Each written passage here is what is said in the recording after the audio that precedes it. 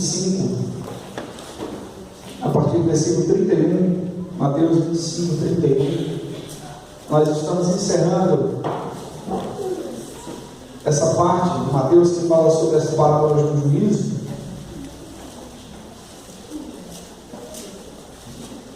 Mateus capítulo 25, a partir do versículo 31. Vamos ler de forma alternada, irmãos. Eu lerei os versos ímpares e os irmãos lerem os versos pares. Nós estamos meditando sobre as parábolas do juízo e as duas últimas temáticas foram sobre a parábola das 10 virgens, quem nós seremos naquele dia, a parábola dos talentos, o que nós teremos para aquele dia. E hoje, não que o juízo seja exatamente uma parábola, alguns vão dizer que de certa forma assim, porque o juízo não vai falar sobre tudo, apenas do resultado, mas nós entendemos que é a conclusão dessas parábolas. Então, nós vamos meditar hoje no tema: o que ouviremos naquele dia? O que você vai ouvir naquele dia, no dia do juízo? Então, vamos fazer essa leitura alternada de Mateus capítulo 25, versículos 31 a 46, o grande julgamento. Quando vier o Filho do Homem na sua majestade, e todos os anjos com ele, então se assentará no trono da sua glória, e todas as nações serão reunidas em sua presença, e ele separará uns dos outros, como o pastor separa dos cabritos as ovelhas. E porá as ovelhas à sua direita, mas os cabritos à esquerda. Então dirá o rei aos que estiverem à sua direita: benditos do meu Pai, entrai na posse do reino que vos está preparado desde a fundação do mundo. Porque tive fome e me deste de comer, tive sede e me deste de beber, era forasteiro e me hospedastes. Estava nu e me vestiste, enfermo e me visitastes, preso e foste ver-me.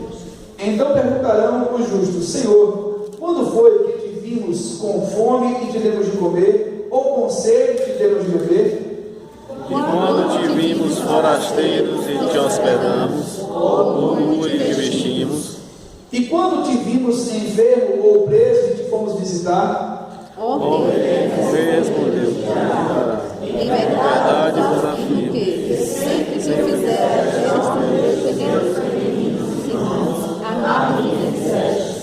então o rei dirá também aos que estiverem à sua esquerda: apartai-vos de mim, malditos, para o fogo eterno, preparado para o diabo e seus anjos.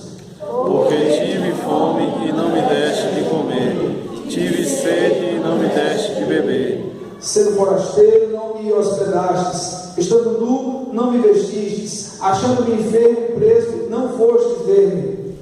E eles lhe perguntarão: Senhor, quando foi que tivemos fome, com sede, forasteiros, nu, enfermo ou preso, e não te assistimos? Então lhes responderá: em verdade vos digo, que sempre que eu deixaste de fazer a um destes mais pequeninos, a mim o deixaste de fazer. Irão estes para o castigo eterno, porém os justos para a vida eterna. Amém. Vamos orar mais uma vez, irmãos. Senhor, nós te agradecemos pela tua palavra. Deus, eu rogo ao Senhor que tenha compaixão deste vaso, deste servo imperfeito. E eu rogo a ti, Senhor, que me ajude, Pai, a tanto transmitir quanto entender a tua voz nesta noite. E que os meus irmãos se mantenham firmes, atentos à tua voz aos nossos corações. Nos abençoe, nos guarde, em nome do teu Filho Jesus nós oramos. Amém. Queridos, nós temos falado então sobre as parábolas do juízo, e temos visto que as 10 virgens, elas foram convidadas pela noiva, com o costume daquela cultura, a então anunciarem, aliás, celebrarem a chegada do noivo e da noiva. Os amigos do noivo são aqueles que têm a responsabilidade de anunciarem que o noivo está chegando. E nós vimos então que naquela parábola 5 eram prudentes e 5 eram honestas. elas não estavam nécias, elas eram nécias. O texto é muito claro em dizer isso. E isso reflete a nossa condição em tempos atuais. O que nós seremos naquele dia está muito ligado ao que somos hoje. Se nós vivemos de maneira prudente, nós então certamente estaremos com o Senhor. Mas se nós vivemos de maneira nécia, imprudente, nós certamente não estaremos com o Senhor. Então está ligado ao que somos hoje já, né? E nós precisamos atentar para isso, viver como aquelas 10 virgens que celebram a vinda do noivo. Elas estavam ali para fazer festa, elas estavam ali para anunciar de maneira alegre a vinda do noivo, enquanto umas estavam preparadas com óleo, não somente nas suas lâmpadas, mas também em reservatórios, outras não estavam. E nós vimos que o dia do juízo é um dia de acerto de contas individual. Você pode hoje ainda pregar para o seu filho, para a sua filha, para o seu pai, para a sua mãe, para o seu parente, mas naquele dia será tarde. Naquele dia o seu óleo, o seu azeite não servirá para ninguém, ele é seu. E nós vimos o azeite como uma figura do Espírito. Então nós devemos, irmãos, anunciar a essas pessoas e dizer: se preparem, porque Cristo, o Senhor, o Rei, está voltando e julgará o mundo. Então nós devemos preparar as pessoas para essa realidade. Naquele dia, até o mais vil ateu não vai ter dúvidas de que aquele é Jesus. E Apocalipse nos diz isso, que quando a ira começa a se manifestar, os ímpios, os incrédulos, eles começam a dizer: caiam sobre nós os montes, porque chegou o dia do juízo do Cordeiro. Eles vão saber. O mais vil ateu, o mais consciente ateu, naquele dia saberá que é o juízo que está chegando. Quando nós pensamos na parábola dos talentos, nós vimos que um talento equivalia a 30 quilos de prata, que se nós colocássemos em reais, em valores modernos, atuais, da nossa moeda, nós teríamos então mais de 67 mil reais ali por cada talento.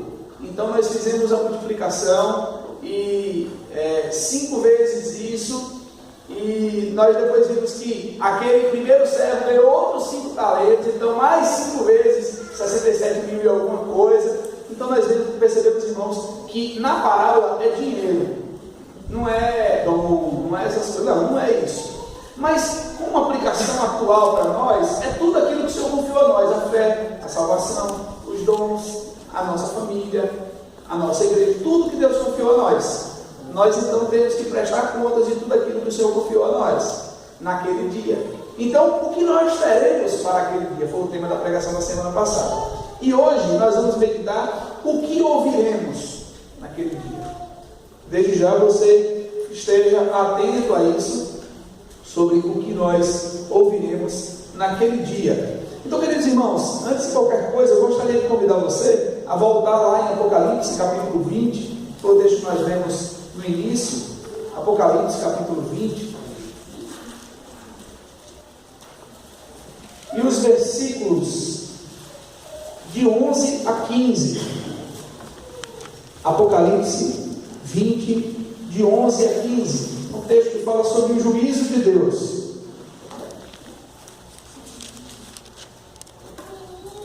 Diz a palavra de Deus aí: vi um grande trono branco e aquele que nele se assenta, de cuja presença fugiram a terra e o céu, e não se achou lugar para eles. Vi também os mortos, os grandes e os pequenos, postos em pé diante do trono. Então se abriram livros, ainda outro livro, o livro da vida foi aberto, e os mortos foram julgados segundo as suas obras, conforme o que se acha escrito nos livros. Deu o mal aos seus mortos que nele estavam, a morte e o além entregaram os mortos que neles haviam, e foram julgados, um por um, segundo as suas obras. Então a morte e o inferno foram lançados para dentro do lago de fogo. Esta é a segunda morte, o lago de fogo. E se alguém não foi achado inscrito no livro da vida, esse foi lançado para dentro do lago de fogo. Por que nós estamos lendo esse texto? Porque parece que há uma contradição entre o texto de Mateus e o texto de João, mas talvez você não tenha percebido. Mas quando nós lemos o texto de Mateus, nós vamos chegar a pensar de maneira muito superficial que a salvação é dada por meio de obras. Mas como isso? Por quê? Porque Mateus ele vai trazer esse aspecto da fala de Jesus correta, uma fala correta, foi Jesus quem falou, né? Ipsis literis, ou seja, Jesus ele citou realmente essas palavras, ele falou desse jeito. Então Jesus está dizendo que a salvação vem pelas boas obras, pastor? Não, não é isso. Até porque Deus não pode se contradizer em sua palavra, não pode haver contradição de maneira nenhuma. Mas nós estamos cientes de que Jesus está falando de juízo, mas também está falando para fariseus. Nós não podemos esquecer dessa verdade. Quando você lê a parábola das 10 virgens, você pode pensar nos crentes que são imprudentes, que são nércios, mas também tem que pensar nos fariseus que tiveram a oportunidade, que a eles foram confiados os oráculos, a mensagem, os profetas, a escritura sagrada foi confiada a eles.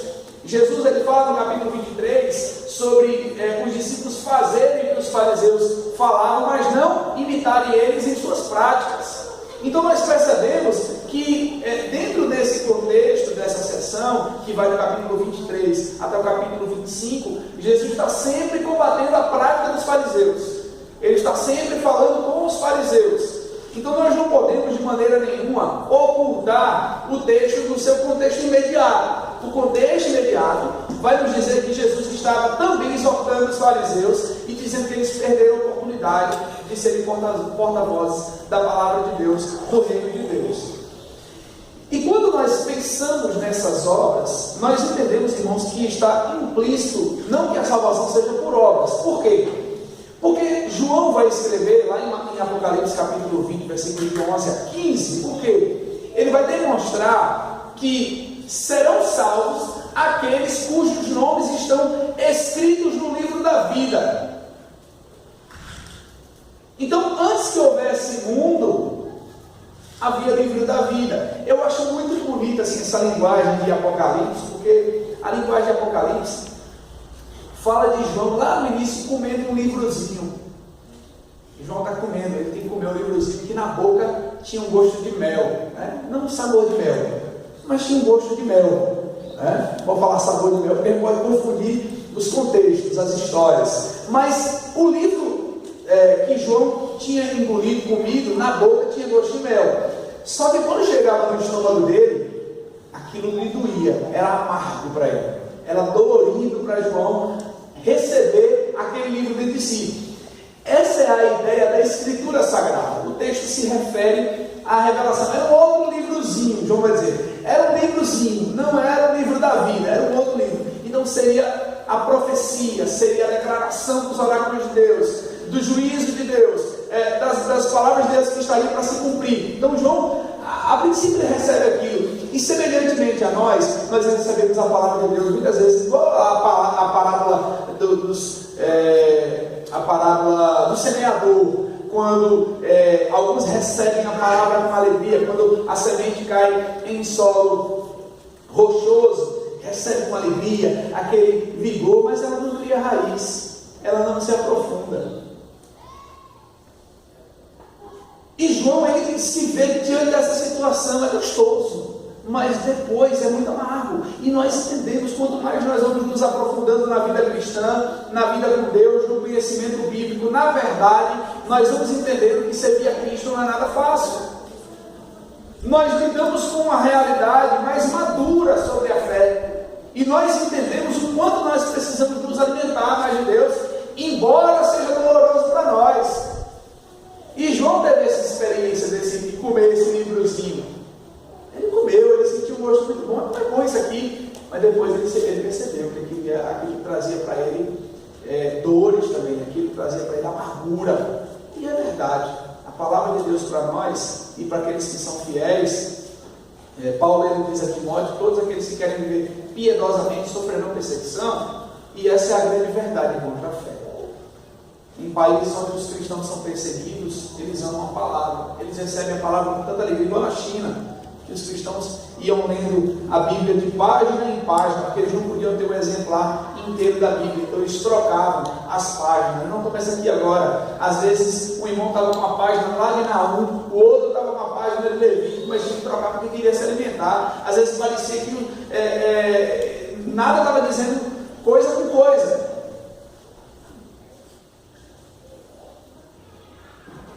E aqueles irmãos recebiam as páginas com muita alegria, com muito entusiasmo. E quando recebiam exemplares da Bíblia, choravam, abraçavam, recebiam com todo amor, com tanta gratidão no coração. Mas eram perseguidos por causa daquele livro. E João começa dizendo Apocalipse, falando do Apocalipse justamente sobre isso.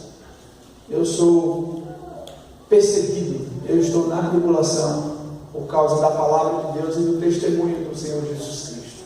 Então servir a Deus não é nada fácil, de verdade, não é nada fácil.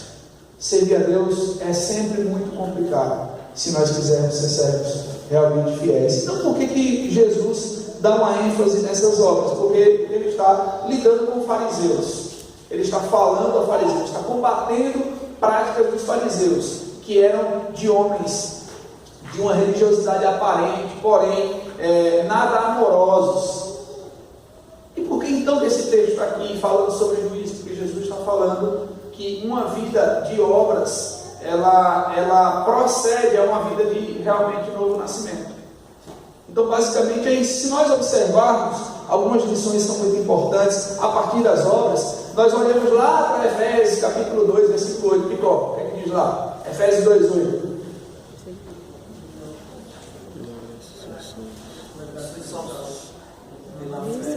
Pela graça sois salvos mediante a fé. Isto não vem de vós, é dom de e nem de obras para que ninguém, pois somos feitura dele, criados em Cristo Jesus para as boas obras, as quais Deus preparou de antemão para que andássemos nela. Aí essa parte é mais difícil, né?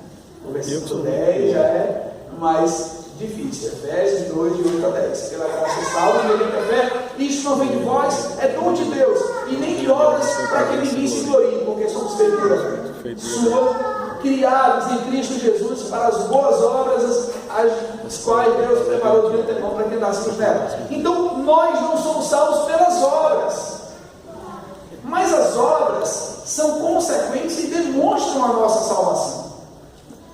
Talvez você pense aí que para você ser salvo, quem entender erroneamente, para ser salvo eu tenho que visitar os presos, eu tenho que vestir quem está nu, eu tenho que dar comida a quem está com fome. Não, isso não garante a sua salvação. Como a gente sempre fala, isso te ajuda na horizontalidade, e você vai colher bênçãos e benefícios por causa disso. Mas isso não adianta para você diante de Deus, porque a palavra de Deus nos diz que as nossas obras diante de Deus não são nada.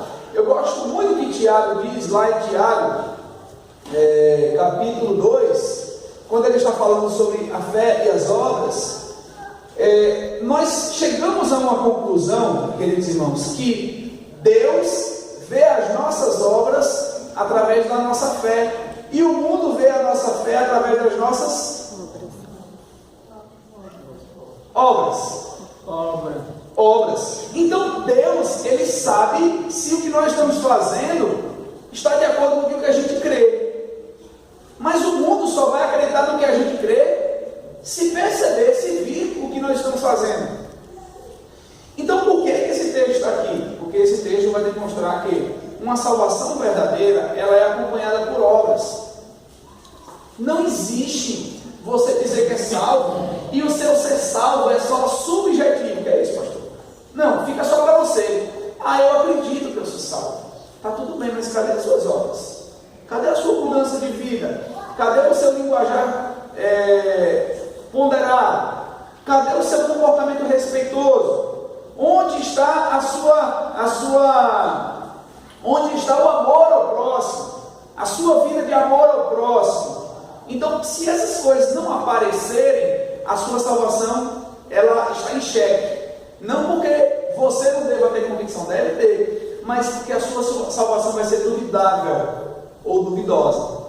Então nós precisamos demonstrar a salvação por meio de obras, não fazer obras para receber salvação. Isso é espiritismo, isso é catolicismo romano, isso é islamismo ou qualquer outra religião, mas cristianismo não é, porque cristianismo nós somos salvos para as boas obras, e é isso que Efésios 2, de 8 a 10 vai dizer. Então, o que nós podemos ver desse texto? Primeiro, antes de a gente chegar nos finalmente, e eu prometo que eu não vou demorar, algumas coisas são muito importantes nesse texto quando se refere às obras, a esse gesto de amor ao próximo, de caridade. Antes de qualquer coisa, as obras são a evidência da natureza e da atitude, e não são em si mesmas meritórias. Ou seja, as obras são evidências de que a minha vida foi transformada. O meu coração foi moldado por Deus. Eu tive encontro com Cristo.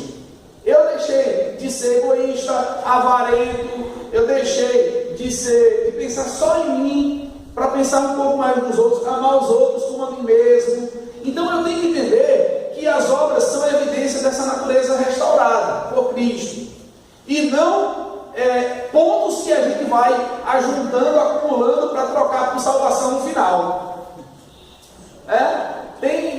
Você vai, alguns comércios CDL fazem algumas promoções, você vai juntando ali pontos, né?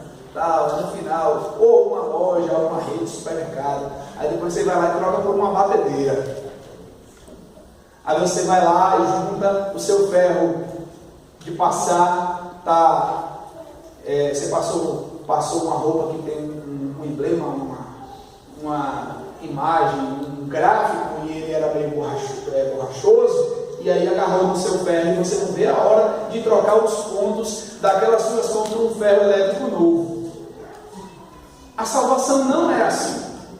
Irmão, salvação é algo que nós recebemos e nós devemos então desenvolver, como Paulo vai dizer em Filipenses capítulo 2, versículo 12, e também demonstrar em termos de comportamento. Então, as obras são evidências da natureza e da atitude e não são em si mesmas meritórias. Elas demonstram uma vida transformada. As obras constituem evidências do destino eterno. Ou seja, preste bem atenção. Eu sou salvo, mas vive arrumando confusão, vive dizendo palavrão, vive falando mal dos outros,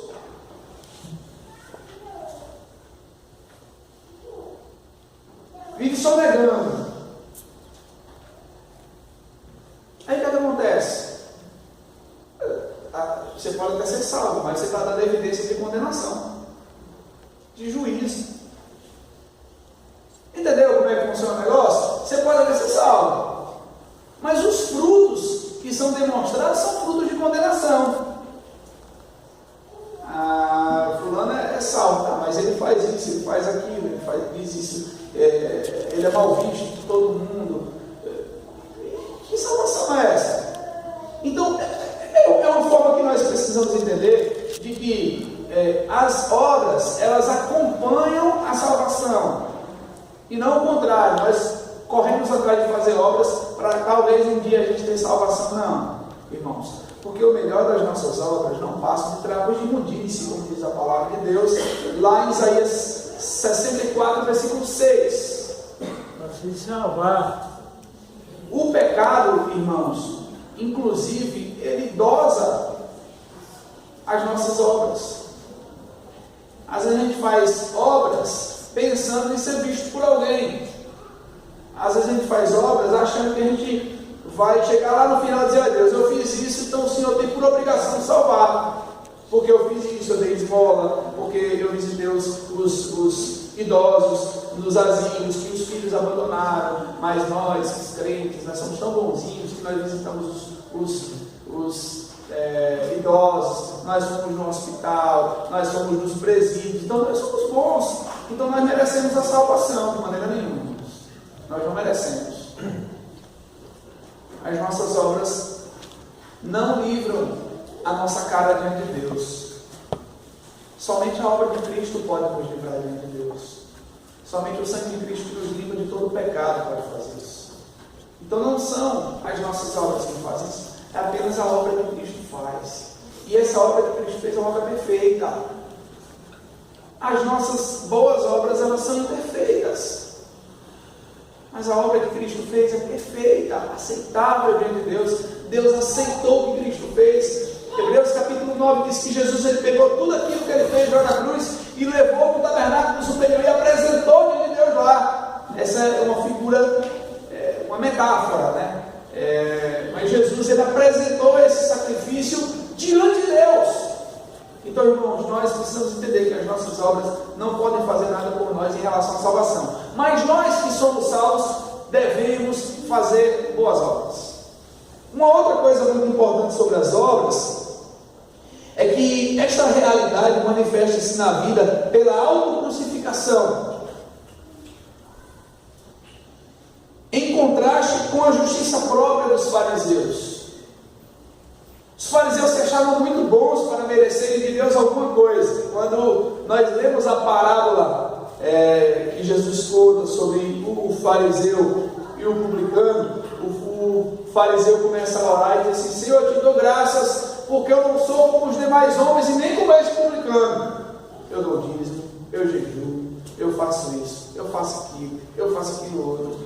E aí o publicano não consegue nem olhar para o céu. Humilhado, ele diz: Senhor, você propicia a mim, pecador. Eu sou pecador, tenha misericórdia de mim. E diz o texto que o fariseu orava de si para si mesmo. Ele orava para os outros e para se engrandecer. E o outro não conseguia nem olhar para Deus, nem olhar para o céu. Ele estava ali humilhado e dizia: tenha misericórdia de mim, eu sou pecador. Então os fariseus eles se achavam suficientes. Os fariseus não podiam admitir a mensagem da cruz e nem a proposta da cruz. E nós percebemos então que a realidade de fazer boas obras, ela reflete uma vida de autocrucificação, que é um contraste com a justiça própria. Eu sou capaz de obedecer a Deus, eu sou capaz de fazer isso, eu sou capaz de fazer aquilo. Irmãos, isso não combina com o cristianismo, com o Evangelho. O Evangelho é um Evangelho de autocrucificação. Eu tenho que crucificar os meus desejos, as minhas paixões, as minhas vontades, colocar diante de Deus, tomar a minha cruz e seguir. Portanto, queridos irmãos, é importante que nós observemos que as boas obras são a consequência da autocrucificação. Se eu crucifico minhas vontades, eu vou fazer algo para a glória de Deus, em obediência a Ele, e que também traga benefício a outros, ao meu próximo.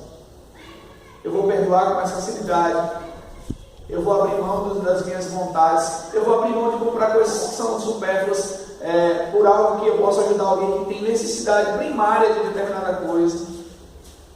Eu vou entender que eu não posso viver da maneira que eu quero, mas viver de forma que o Senhor ele seja glorificado com minhas ações. Então o Senhor ele chama os seus, versículo 34, você pode observar aí depois dessa explicação sobre obras, no versículo 34 ele diz: então dirá o rei aos que estiverem à sua direita. Antes ele faz uma separação entre ovelhas e cabritos. Por que ele faz uma separação entre ovelhas e cabritos? Você já parou para pensar? Por que então? Quem conhece cabrito, né?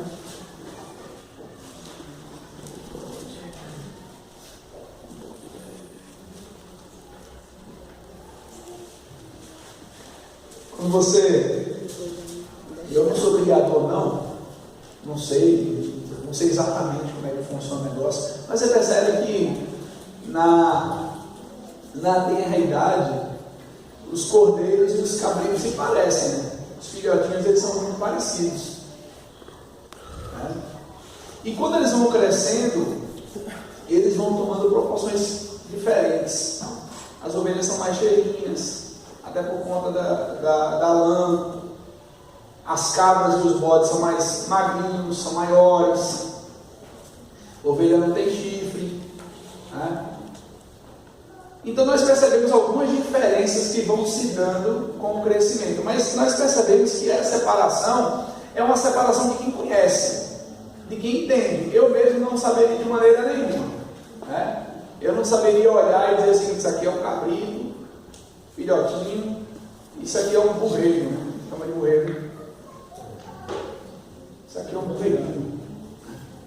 Eu não saberia dizer, fazer assim, olhar assim, dois recém-nascidos lá e dizer: isso aqui é isso, aqui é aquilo, não sei. Mas o que eu acho tão interessante é que o Senhor conhece. E Ele traz essa linguagem pastoril de ovelhas, né? Ele, como pastor, diz o texto aí, e todas as nações serão reunidas em sua presença, e Ele separará uns dos outros, como o pastor separa os cabritos e as ovelhas. Então veja, uma linguagem pastoril ou pastoral, e de um Senhor que é juiz, que é rei, mas que é pastor. Olha só que coisa. Essa expectativa de Cristo é algo que nos enche os olhos de emoção, o coração de alegria, porque embora ele tenha esse aspecto dessa figura tão distante,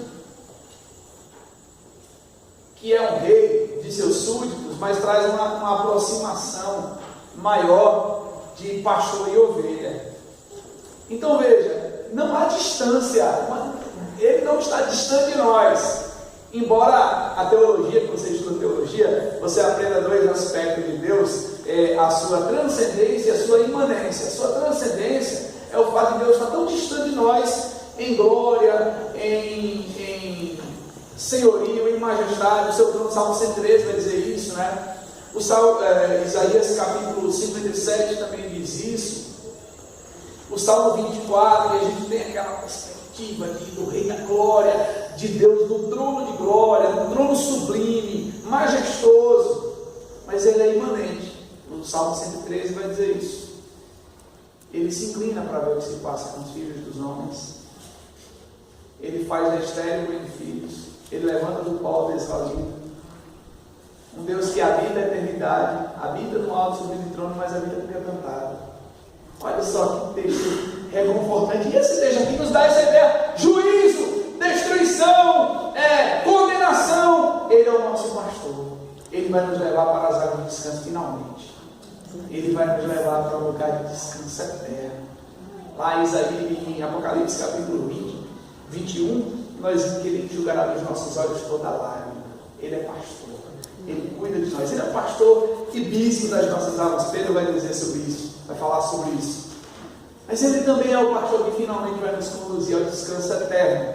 E principalmente percebendo, irmãos, que mesmo sendo juiz, mesmo sendo rei, naquele dia Ele vai olhar para os seus com um olhar pastoral. Ele vai dizer: esse aqui é meu, esse aqui também é meu, essa aqui é minha, essa é minha. Mas Ele também vai separar. Do lado esquerdo Ele vai dizer o seguinte: olha, vocês não são meus. Então nós vamos observar no versículo 24. Ele diz: então dirá o rei aos que estiverem à sua direita: vinde, benditos de meu Pai, entrai na posse do reino que vos está preparado desde a fundação do mundo. Eu gosto muito dessas duas palavras, preparado. Você vai ver isso no versículo 24 e vai ver também no versículo 41. Veja a mesma palavra, só que em dois contextos diferentes. O reino está preparado para os benditos, diz aí, desde a fundação do mundo. Aí entra alguns aspectos sobre a eleição, se ela acontece quando ocorre o pecado, se ela acontece lá na eternidade antes de qualquer coisa. E nós não vamos entrar no mérito da questão. O fato é que ele diz aqui: o reino está preparado para vocês desde que o mundo foi fundado. Ele não está falando desde que o pecado existiu. Ele disse desde que o mundo foi fundado. Ele preparou um reino para os benditos desde a fundação do mundo. Mas também, aí nós percebemos uma ideia atemporal, ou seja, uma expectativa antes do tempo, e olhamos uma perspectiva durante o tempo. Justamente no versículo 41, nós vamos explicar por quê. Versículo 41 diz assim: então o rei também dirá aos que estiverem à sua esquerda: apartai-vos de mim, malditos, para o fogo eterno, preparado para o diabo e seus anjos. Vê que ele diz preparado desde a fundação do mundo. E agora ele está dizendo que é preparado para o diabo e seus anjos. Para os que são benditos, ele preparou esse encontro pessoal desde o início. Mas para os desobedientes, e aqui entra uma ideia interessante, pastor, por que se Deus ele fez o inferno, o fogo eterno, para o diabo e seus anjos? Por que então que pecadores vão para lá?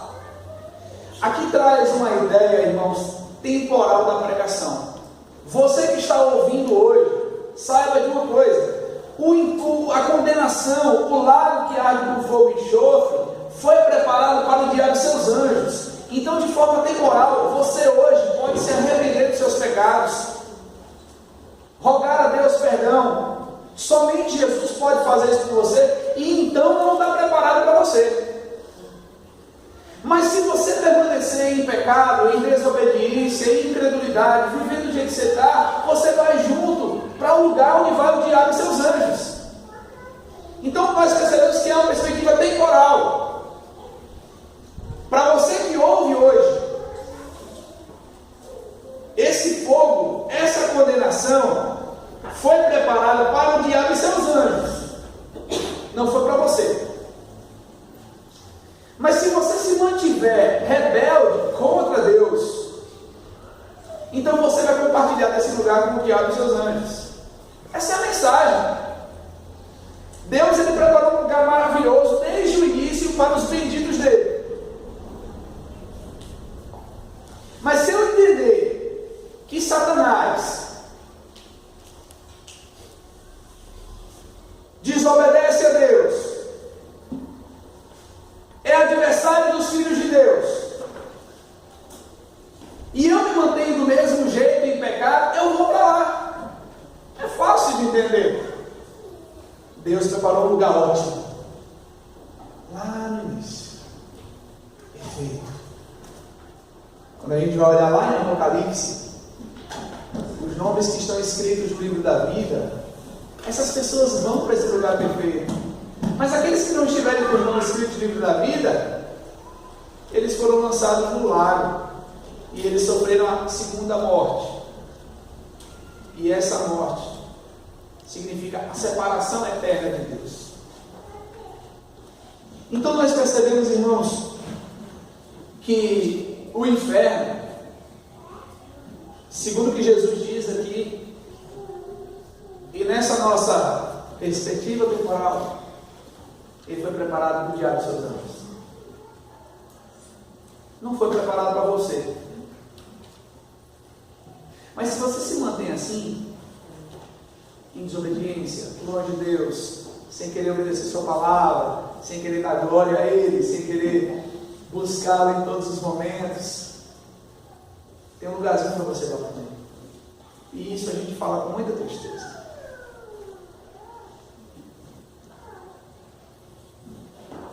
Então, queridos, nós observamos que esse significado é o significado de herança. Veja lá, observe lá, o que diz aí no versículo 34, mais uma vez: então dirá o rei aos que estiverem à sua direita: vinde, benditos de meu Pai, entrai na posse do rei que vos está preparado desde a fundação do mundo.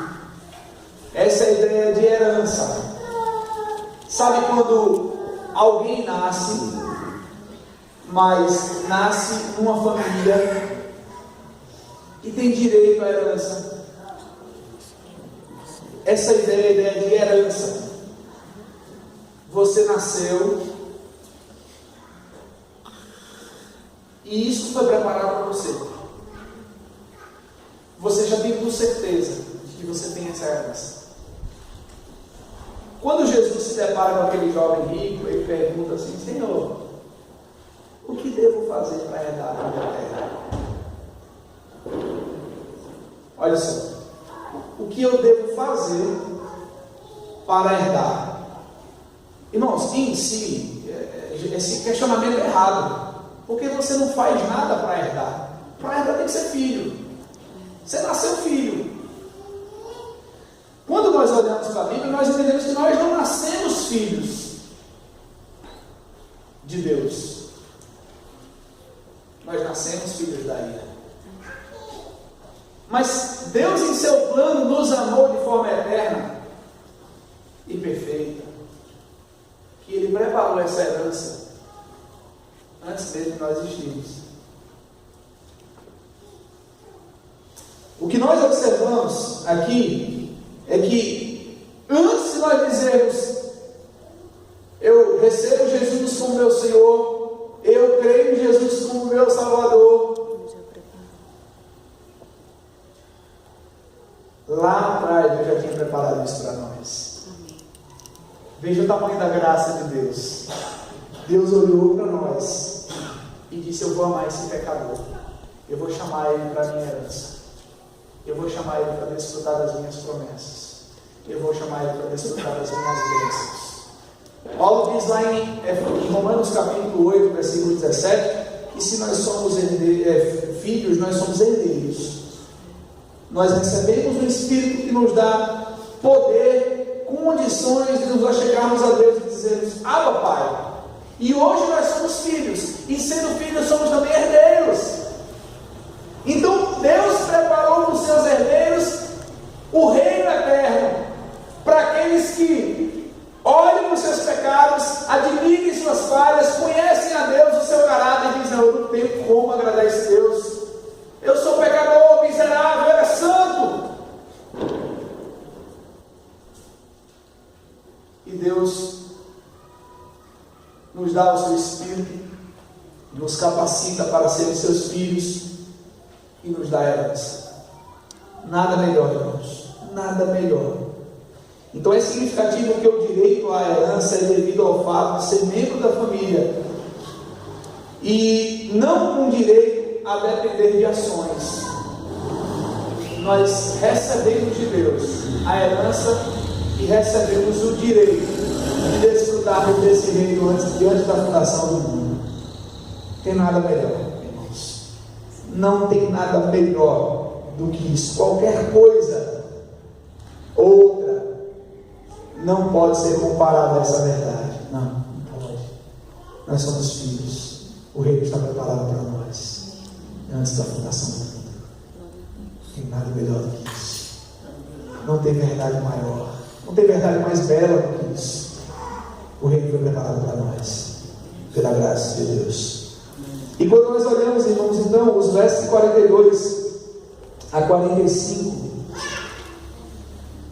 nós percebemos então a falha daqueles que foram condenados. Constituiu integramente na sua negligência. Falharam devido ao fato de não haver amor em suas vidas. Ou seja, as obras que acompanham a salvação não foram vistas. A salvação não pode haver onde não há obras de salvação, onde não há obras que carregam as características da salvação. A salvação traz em si um conjunto de obras que denunciam que somos filhos de Deus. E portanto, irmãos, quando nós olhamos para esses versículos de 42 a 45, nós nos lembramos dos fariseus que viviam para si, que se achavam melhores, que eram suficientes em si mesmos, e que ainda não traziam características de uma salvação amorosa. Eles ouviram e ouvirão a palavra da condenação. Vocês não são salvos. Vocês não têm obra de salvação. Vocês não têm características de salvação. Então vocês estão condenados. O verso 46 alude então lá em Daniel capítulo 12, verso 2. Abra sua Bíblia lá.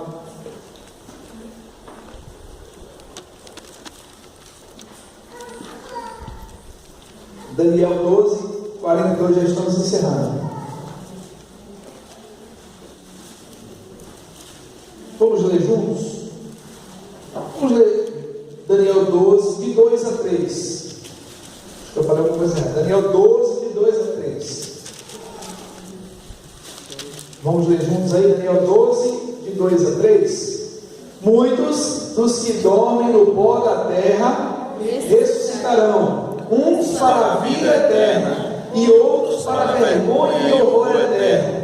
Os que forem sábios, pois, resplandecerão como o fulgor do firmamento, e os que a muitos conduzem à justiça, como as estrelas, sempre e eternamente. Olha só.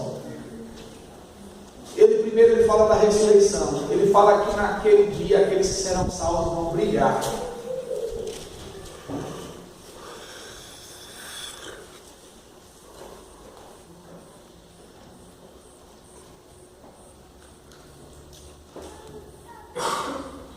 Mas a ordem que Cristo dá é para que a gente se esforce para que a nossa luz brilhe. Hoje.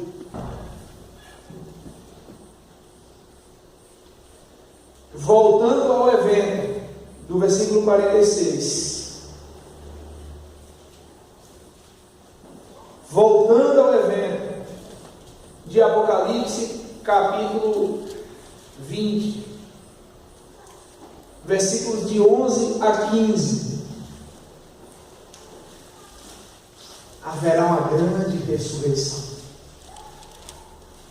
Todos aqueles que já passaram pela face da terra, aqueles que foram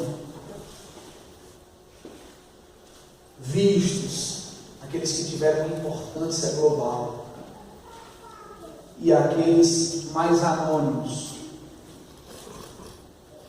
os mais ricos e os mais pobres, os grandes e os pequenos, os negros e os brancos, os índios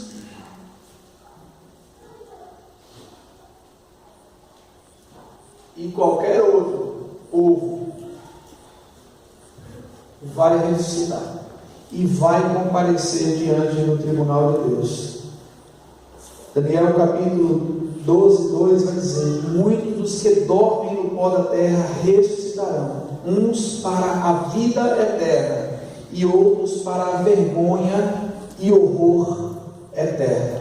Queridos irmãos, o Novo Testamento fala mais sobre juízo do que sobre salvação.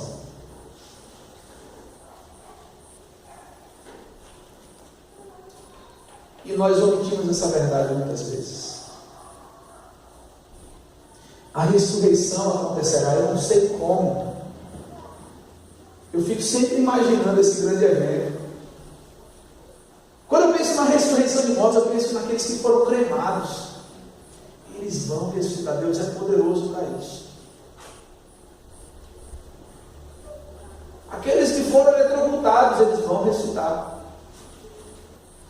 Aqueles que foram devorados por feras vão ressuscitar. E uns vão ressuscitar para a vida eterna e outros para vergonha e horror eterno. Essa expressão horror denuncia o quanto vai ser tenebroso isso, o quanto vai ser doloroso, o quanto vai ser atormentador esse horror.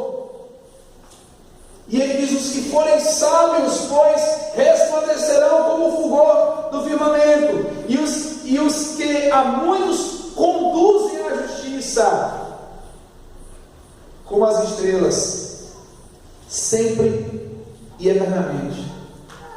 Irmãos, é importante que nós entendamos o nosso papel como povo de Deus. Não somente devemos viver sabiamente, mas nós devemos conduzir muitos à justiça. Nós temos que pregar, nós temos que testemunhar, nós temos que apresentar Cristo aos pecadores. Nós devemos, irmãos, como Paulo ele sempre escrevia, ele dizia: eu rogo a vocês, rogo-vos, pois, irmãos, que apresenteis vossos corpos. Então ele estava rogando, ele estava gritando, ele estava se humilhando perante os irmãos, fazendo um apelo intenso, dizendo: eu rogo a vocês. Da mesma maneira nós devemos rogar aos perdidos que eles precisam se arrepender de seus pecados, porque todos nós compareceremos diante do tribunal de Deus. São Paulo vai dizer isso em 2 Coríntios capítulo 5, versículo 10, para sermos julgados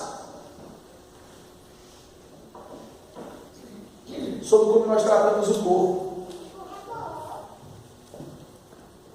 Está lá em 2 Coríntios capítulo 5, 10. Portanto, queridos irmãos, o que nós ouviremos naquele dia? O que ouviremos naquele dia tem a ver com o que nós já ouvimos hoje. O que ouviremos naquele dia tem a ver com o que somos e vivemos hoje.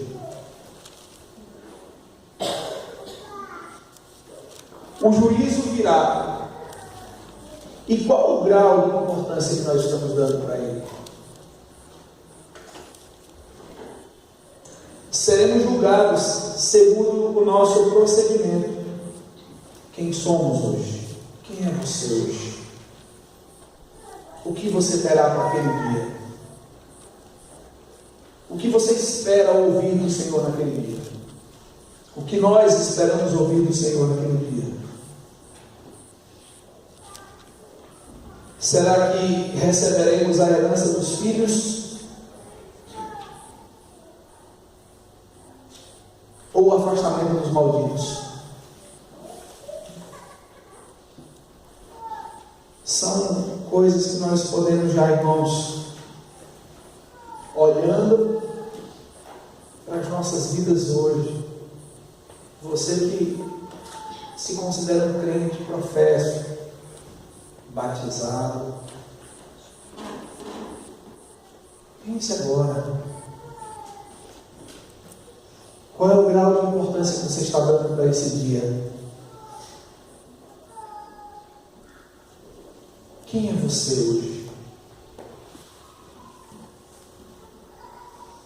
O que você tem hoje para Deus e o que você terá para Ele naquele dia?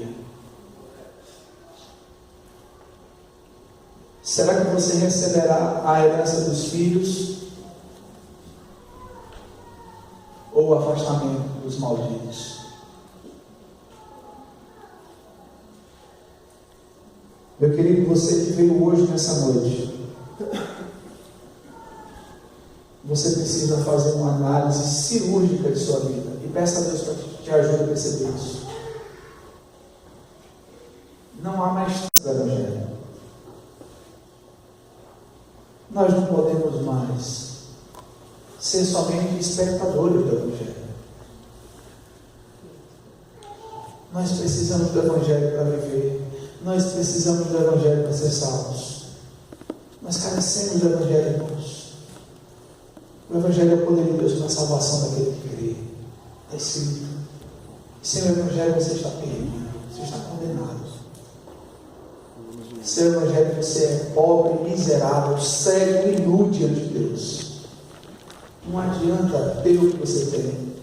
Não adianta ser na sociedade que você é. Sem o Evangelho você está condenado. Você está perdido. E naquele dia você estará afastado eternamente de Deus para um lugar que foi preparado para o diabo e seus anjos. Mas se arrependido, com o coração derramado diante de Deus, na sua presença santa e gloriosa, você se arrepende dos seus pecados, você vai ouvir uma das melhores frases que você poderia ouvir: entre bendito de meu Pai. As duas maiores frases que um pecador pode ouvir: os teus pecados estão perdoados, e entre bendito de meu Pai, para o reino que está preparado para você antes da fundação do mundo. Não há nada melhor, não há nada maior que isso. Pela graça de Deus, nós, os que cremos, ouviremos isso. Não há mérito em nós que nos faça exigir tamanha bênção. É a graça de Deus. A você que ainda não demonstrou arrependimento em sua vida, é somente um espectador das palavras sagradas. Você assiste pregações, você ouve pregações, mas você ainda não conseguiu dar uma resposta à pregação. Você precisa urgentemente se arrepender. E aí você vai poder também receber a herança dos filhos, em vez de a condenação dos malditos. O que ouviremos naquele dia? O que você vai ouvir naquele dia? Se você foi tocado por essa palavra, ao final, eu quero conversar com você, se ele procura e diz: pastor, eu fui tocado por essa palavra, eu não quero mais viver nos meus pecados, eu quero viver agora para a glória de Deus. E que Deus nos fortaleça e nos abençoe, irmãos, que nós possamos viver para a glória de Deus, como aquelas virgens prudentes que carregam óleo e que aguardam com alegria a manifestação do noivo, não aquelas despreparadas que estão cuidando das coisas desse mundo, que estão cuidando de questões somente terrenas, sem se abastecerem com o Espírito que traz esperança da glória.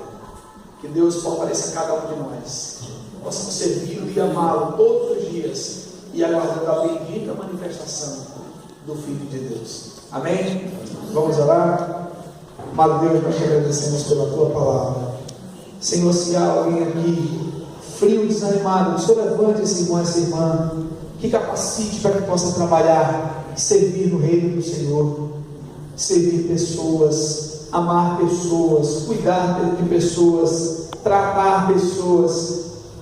Ó Deus, nos levante como uma igreja amorosa, uma igreja que tem a sabedoria do alto, uma igreja que trata seus problemas, que cuida uns dos outros. Ó Deus, que o Senhor nos fortaleça para te amarmos mais, ó Deus, e não para vivermos uma vida esfriada, uma vida de desânimo, Senhor, mas nós queremos, ó Pai, viver como as virgens prudentes, que carregam em si o óleo, que carregam em si a alegria, a expectativa da vida do noivo, como os servos que são fiéis do pouco e o Senhor coloca sobre o muito, aqueles que desenvolvem aquilo que recebem do Senhor, aprimoram, fazem o melhor para Ti, ó Deus. Que sejamos esses servos, ó Pai, que possamos apresentar, ó Deus, tudo aquilo que o Senhor confiou a nós, e no final ouvimos: vinde benditos de meu Pai, para o reino que nos foi preparado antes da fundação do mundo. É o que nós queremos ouvir, Senhor.